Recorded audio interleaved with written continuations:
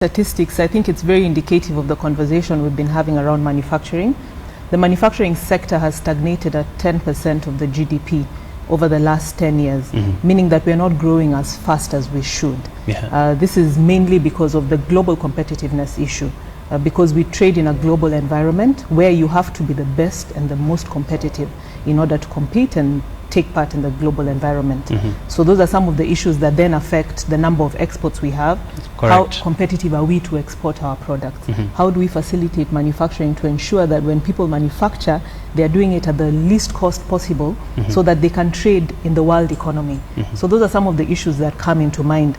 In terms of also the goods imported, if you look, we are importing much more than we are exporting. Of course, Have there's we that become, balance. There's that balance. Have we become a supermarket for other countries where they just sell their goods instead of us really promoting our local industries to be able to produce and sell in the market? Of course, you've raised a pertinent issue around, are we exporting less? Are we importing more? Where does this leave the Kenyan manufacturing sector? Because I know there are interventions that are being made. From where you sit, what are some of the quick wins as a country we've been able to achieve? I think as a country, part of the quick wins we've been able to achieve is really the government's decision that we should buy Kenya and build Kenya. The president himself on May 1st last year made a declaration that government bodies should procure from local companies where the capacity exists locally. So in my view, those are some of the strides, because we have to be able to locally support our own production so that when we produce, we have a market to sell to first locally, and then we can go beyond our local market. Most of the big brands who exist in the market are there because they were supported by their local consumers. If you look at countries like Korea, the Samsungs of this world started as companies within their own country, were supported by their local consumption, and eventually grew to be big export companies. So as a country, we need to look at what do we need to do to create export champions? How can we facilitate manufacturers to manufacture competitively? How can we buy their goods and become their brand ambassadors by using their goods so that we can grow then our export market? The other issue, of course, Phyllis, is, as you're saying, can we support our local industry? But when you walk through the shops, perhaps you want to buy a pair of jeans in some market in Kariako, and if you walk into, let's say, Mr. Price or any other retail store, the price variation would make someone say, hey, instead of buying this thing in Kariako, I'm getting more value at this other shop. How do we convince our population that, hey, it's time that we considered buying local stuff, and how does pricing play into it? Because at the end of the day, this person who made these jeans had some inputs, electricity, rent, and the list is endless, and they have to meet all the expenses before they can actually make a return on the investment. I agree with you that pricing is an issue, and it's something that has to do with the cost and ease of doing business in our country. Because for us to be able to convince the local Kenyan consumer to come and buy the goods, they have to be at a price that is actually affordable to them. As the Kenya Association of Manufacturers, we've been speaking about the priorities that we want government to address. And next week we'll be launching the manufacturing priority agenda for this season. Key on what we'll be discussing is, first of all, we are keen about the regulatory environment and ensuring that our general policy framework supports the growth of manufacturing. If you look at issues like taxation at the county level, that is affecting the cost of the product. Once you manufacture and you're taxed heavily, it affects what the price will be. If you look at issues of duplicative regulatory requirements, where you have different regulatory bodies looking for the same issues, and you're paying double levies in some cases, that has an impact on the cost of the product. Another issue that is important to us is creating a level playing field, because there are situations where you're competing against counterfeit goods or substandard products, and of course that playing field then makes it harder for the local manufacturer who's genuinely manufacturing their products then to access the market, because he'll be competing against goods that have either been highly subsidized in other countries, where we are having goods coming in at below production prices in their home country. It's hard to compete against goods like that.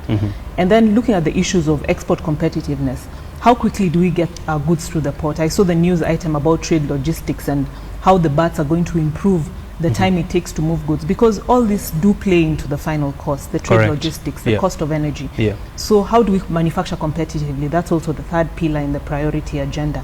The fourth is on export competitiveness. The fifth is on securing the future of industry. What you're talking about, the SMEs. Yeah. How do we bring SMEs into this playing field? I'm happy about what the CS of industry is doing by setting up the incubation centers for the Juakali sector. Yeah. But once those centers are set up, how do we then link them up to markets? Yeah. Does it mean we look for big companies who want subcontracting so that some of the products are made there and subcontracted? Can we look at then looking for opportunities within the trade agreements we have signed where these goods can be sold? So those are some of the priorities that government needs to address if we're going to be able to grow the sector. The other issue, Phyllis, is Kenya hopes to be industrialized by 2030. Yes. Is it a pipe dream? I think it's possible if we are committed to what we set out to do. I know as a fact the Ministry of Industrialization launched the Kenya Industrial Transformation Program last year. And this program is really seeking to grow the contribution of manufacturing to 15% of the GDP. It's looking at growing SMEs within the country. It's looking at creating 1 million jobs in manufacturing. And all these things, if we have a concerted effort as industry and as the government, I think are actually achievable. But it needs us to work together very closely to achieve the vision of having a fully industrialized economy by 2030. Yes. And if you look at the other economies that Kenya is sort of trying to benchmark with, the likes of Egypt, the likes of Ethiopia, South Africa, I mean, if you look at the number of jobs being delivered per annum, in Kenya, we actually barely scratching the surface. Yes. Is it that we don't get our policies right when it comes to the manufacturing industry? We've seen like 3 companies in the last like 2 years closing and exiting Kenya. One of them was Everready. A number of jobs were lost. If you look at the other company, Kenya Flossbar, they also shut down operations, of course citing issues to do with commodity prices. And we don't know who is coming up next, I mean. Yes.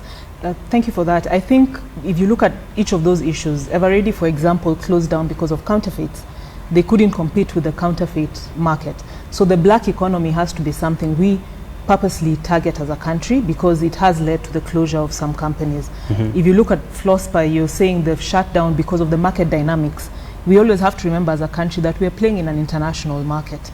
We have the steel sector currently competing with very cheap imports from Asia, and they are unable to do that. But what policy instruments can we put in place as a government to ensure that at any given time we are taking stock of what is happening in the world economy and ensuring that we protect our manufacturers so that they're able to continue creating jobs. So by the time the storm passes, we don't end up with our manufacturing sector not existing, but we create an environment that ensures we are cushioned in some cases against some of this volatility in the world markets. If you look at the broader picture, and Kenya does not operate in isolation, as you've actually rightly said, the president did announce that power prices are likely to go down. If you follow what's been happening with the electricity generator, it appears to be true that close to 30% of power costs have gone down. Manufacturers have been taking the hit. Consumers are expecting the cost of basic commodities to go down. We are not seeing this happening on the ground. Why? Okay. The issue about energy, I must commend the government because they've done a lot in terms of increasing the capacity on the grid. We're at over 2,200 megawatts. When we started off with the current government, we're at about 1,600 megawatts. That is quite commendable. The fuel adjustment levy has also gone down, which we must recognize. But if you look at it in comparative terms, because we are still speaking of a world economy, Kenya is at about still 15 US cents per kilowatt hour. You're competing against Ethiopia, which is probably at 4 US cents, and other countries that are that much lower, including our neighbors like Uganda. So looking at the bigger picture, what does that mean in terms of the cost of a product? If you had my conversation before this, I didn't speak about the cost of energy because a lot of other things affect the cost of a product. The cost of labor, the cost of raw materials, the cost of the trade logistics that it gets to get your raw materials to yourself. So the bigger picture, energy does have an impact on the cost of the final product, but it's not the The one only size fits component. all, and it's not the Yeah. only component. Yeah. And there are certain industries where it is a higher component, say for example the cement industry or the steel industry, where it could contribute to a higher amount. And in some of those industries like cement, we have seen prices going down. But in some industries where you're manufacturing, say for example bread or milk, the cost of energy might not be such a high contributor. Okay. So I think if we're going to fix the cost of products, we need to look at the entire system and the entire contribution to the cost of a product. And when we talk about energy also, we have to look at the quality of that energy, the reliability of that energy, because all these do add up to how effective it is to manufacture and how cost effective it is. Yes. Good place to wrap up the conversation. Of course, I can't live without asking you your closing thoughts on one of the biggest issues with the CAM is that you've been lobby voice sort of in the private sector. Yes. Now that we are seeing some headways being made here and there, what else should we expect from CAM? From CAM, as I mentioned, we are launching our manufacturing priority agenda next week on 7th March. This is really setting out a framework of what is required to make it competitive to manufacture locally. Another big focus area for us this year is the SME sector. We've set up an SME advisory center, SME development, where we will be working with SMEs on issues of market linkages. Yeah. We'll have mentorship programs. We'll have trainings on different areas that are important on product development, branding of products. We'll also work on market linkages. We are starting a project next week on COMESA, local sourcing, where we're saying, can we source locally for our retail market, for our hotels within the COMESA region? So it's a program that CAM will be running for the next 6 months. We will take manufacturers who are mainly SMEs and small industries through trainings on standards. We will visit their sites and we'll link them up with the buyers locally and also eventually within the COMESA region. Yes, so there's a lot of activity happening, and we are also working very closely with the county governments to look at the cost of doing business within the counties and the ease of doing business. There will be conversations around that in the near future. Many thanks. Thanks a lot. Always a pleasure speaking to you. Nice speaking to you too. We've been speaking there to Phyllis Wakiaga, the Chief Executive Officer of Kenya Association of Manufacturers. She does sound optimistic that Kenya will indeed industrialize come 2030, and a lot of legwork is happening at the moment, and there is talk of setting up an SME unit and quite a number of other things. Well, we'll be keeping our eyes on that, and just to give you the latest on what's happening on the manufacturing front, we want to take a quick commercial break. When we come back, we'll be talking matters agribusiness. Don't go too far.